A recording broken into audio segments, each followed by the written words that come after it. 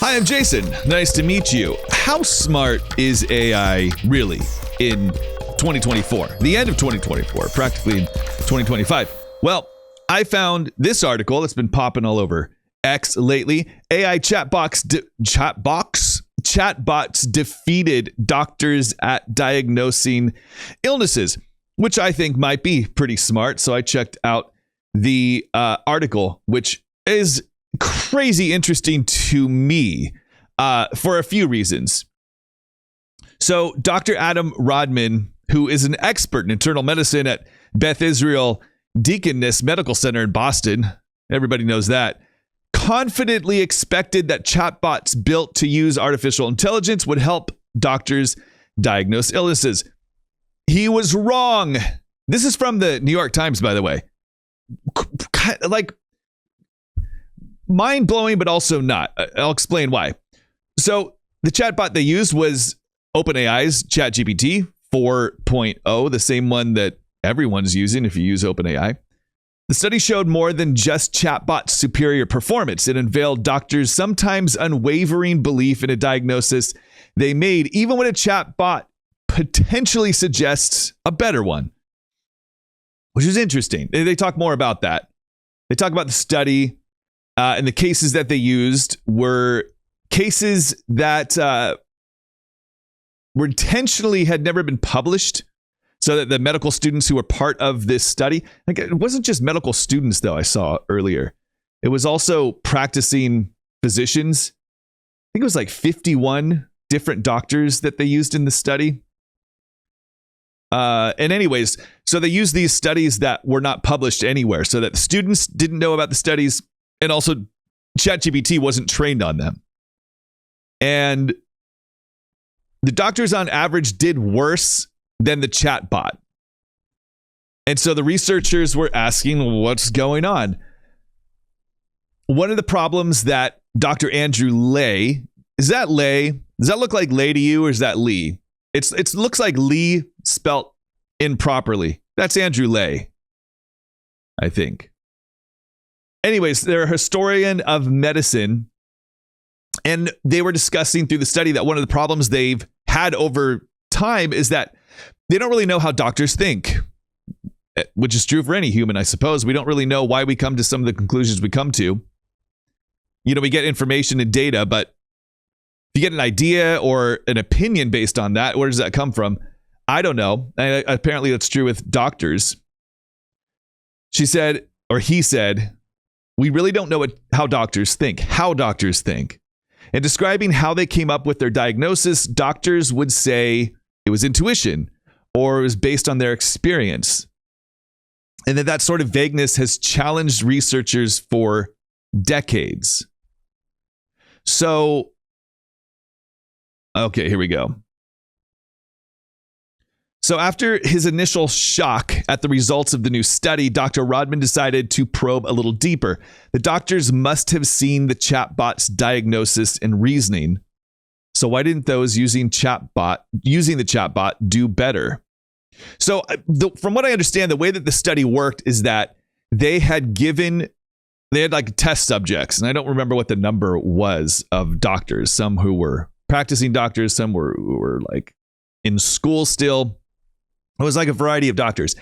And they had some of them use the chatbots, gave them these diagnoses. I think there were like 5 or maybe 105. There were a bunch of different cases, and they wanted them to come to a conclusion, come to what do you call it in doctor terms? There is a name for that. Their hypothesis, that's not it. It's somewhere in here. Their diagnosis, that's the word. Let's pretend that I didn't have to go back through the article to find that word. So they wanted to provide 3 different diagnoses from these cases based on, and they were real cases from real people, and describe how they came up with their diagnosis. And so they wanted half the students to use the chatbot, to use OpenAI's for ChatGPT 4.0, and half not to use it. And then they fed all of the data into ChatGPT and figured out like how well could it perform against these doctors. And so they found one of the things that were interesting of the doctors who were given ChatGPT to use, The doctors must have seen the chatbot. Well, he found after his initial shock at the results, he probed a little deeper, and the doctors must have seen the chatbot's diagnoses and reasoning. So why didn't they do better? So I think that the difference between the doctors who were given the chatbots to use and those who didn't, the study was very close. It was something like, I think 76% of those who did not use the chatbot got the diagnosis correct. And something like 79% who were able to use the chatbot were correct. So it was very close. It was like 76 and 79%, something very similar to each other. So he was wondering, because he knew that the chatbot, I think, got something like 90 something percent. I have the actual stat in here somewhere. I'm not going to be able to find it here.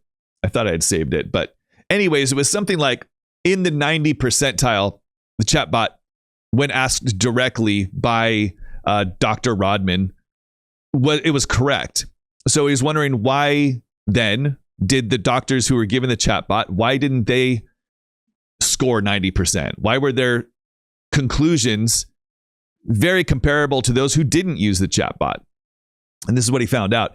It turns out that the doctors often were not persuaded by the chatbot when it pointed out something that was at odds with their diagnoses.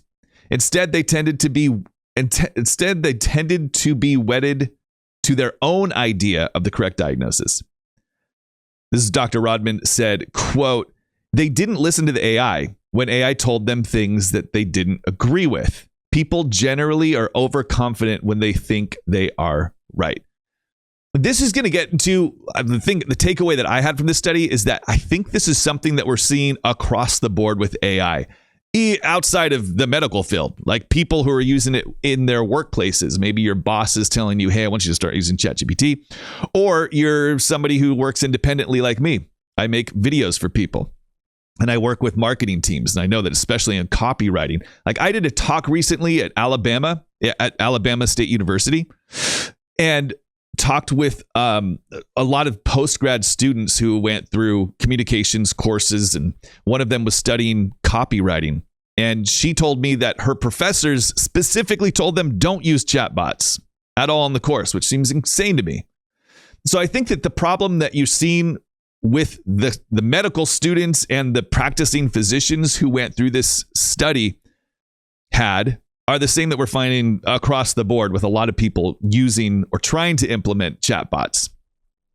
Dr. Chen said he noticed that when he peered into the doctor's chat logs, they were treating it like a search engine for directed questions, using words that I can't. I don't know how to say that. Is cirrhosis? Was I close? Probably not. A risk factor for cancer. What are possible diagnoses for eye pain? So they're just they're querying it like you would Google, instead of using it in the way that Dr. Chen describes here. It was only a fraction of the doctors who realized they could literally copy and paste the entire case history into the chatbot and just ask it to give a comprehensive answer to the entire question. Only a fraction of doctors actually saw the surprisingly smart and comprehensive answers the chatbot was capable of producing. Because I still see a lot of posts on X, especially LinkedIn, actually, specifically LinkedIn. Those who are working in the marketing field, just because that's the industry I work in, so that's what I get a lot in my feed. And there's still so many people who poo-poo all over chatbots, thinking that they're never going to replace me and my brilliance. But the problem tends to be that they're not using it to its full capability. They're using it like a search engine, which is very basic. And this isn't really a prompting issue. I don't think you need a prompt engineer. Remember when ChatGPT first came out? That was a thing. It was like prompt engineers are going to be the way of the future. That's the job of the future. You don't have to prompt engineer it. You don't have to learn fancy prompts from anywhere. You just have to realize that this thing is extremely smart, smarter than you probably think. And it'll probably give you results that you don't even think it could give you, which is what happened in this study. Exactly what happened.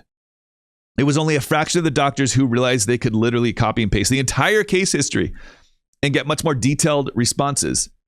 Doctors were often not persuaded by the chatbot when it pointed out something that was at odds with their own diagnosis. I think that's something else that you see happen is you think, I'm so smart. This chatbot can't be as smart as me. And I think that that's something we're going to wrestle with more and more over time, is this realization that, these things are getting real smart, and you may not think it's going to replace you, but it might. It's not even a question of it might. It's just a question of when, how soon, probably sooner than you think. I know for myself, like I said, I work in video editing, and it certainly can't edit a full video like I can. It's creating tools that make it a lot easier. Like some of the work that I used to have to do to create visual effects in After Effects, it's a tool that I use from Adobe. I can get results so much quicker just by using a tool like Runway's Gen 3, which is a text to video platform where I can just type in what I want and it'll give me an output that is pretty incredible. This is just going to get better and better. Most of the things that I'm finding regarding AI are people who are just fighting against the reality that is either here or just around the corner, which is we're building something. I'm not building it, but something's being built that is exceedingly getting more intelligent. It's getting better and better at performing tasks that humans perform. And it's not just coding, but it's the creative side.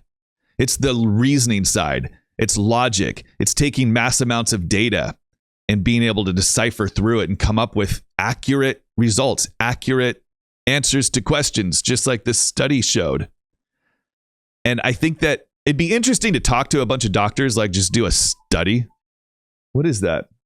You hear that? You probably don't. There's some music playing just out of the blue. Oh, I know what it is. One moment, I'll be right back.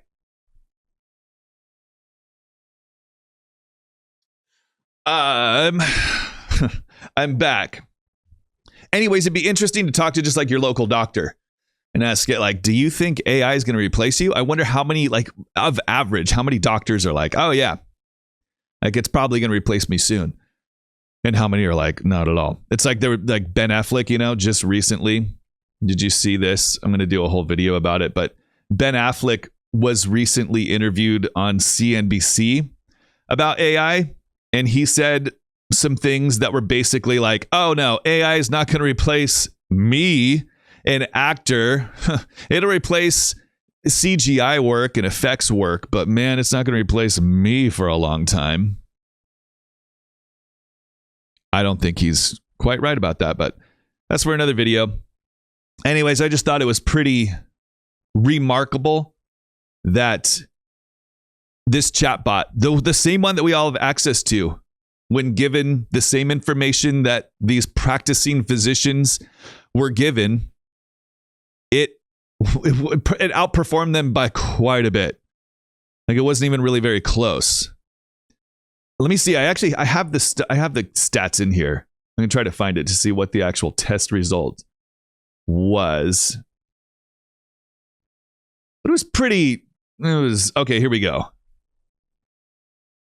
The chatbot from OpenAI, ChatGPT 4.0, scored on average 90% when diagnosing a medical condition. So they gave the same case report to ChatGPT, and it came up with a 90% score, in essence. The doctors who were randomly assigned to use the chatbot got an average of 76%.